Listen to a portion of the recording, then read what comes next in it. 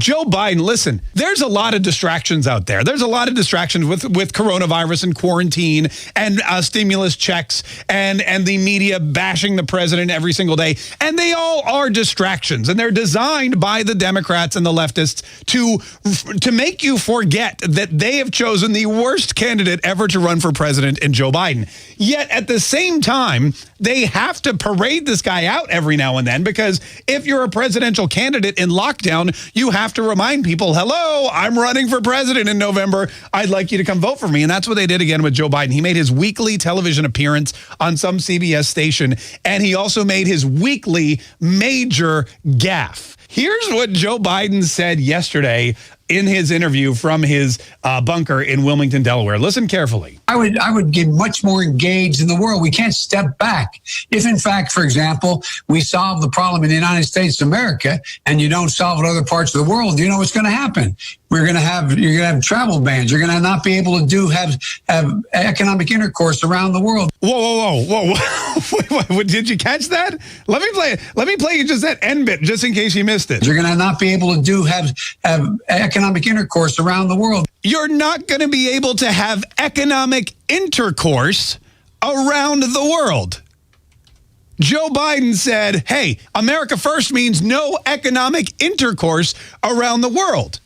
Now, is Joe Biden such a dirty old man that even when he's talking about economic policy, he's thinking about doing it with people?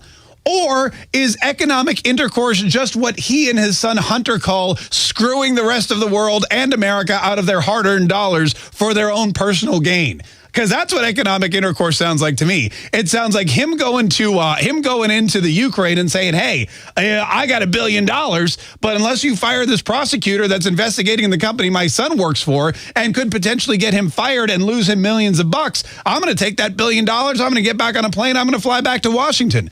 And some bitch was fired. Remember that? That's probably what economic intercourse means.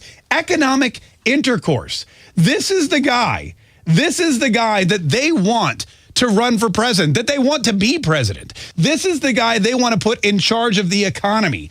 A guy who talks about something called economic intercourse. You're going to not be able to have economic intercourse around the world. You know what I think? Maybe he's confused. Maybe they asked him, hey, how are you going to boost the economy? How are you going to get more money into the hands of Americans? And he's like, oh, you know what? Economic intercourse. You know, here's what you do. You take one $100 bill and you lock it in a room. You take a male $100 bill and you lock it in a room with a female $100 bill, and then you close the door and you play some music, and then boom, 9 months later, you got a third $100 bill. That's how you grow the economy. The money's just going to make love to each other. It's economic intercourse. That's what's going to happen. 9 months from now, economy's going to be booming.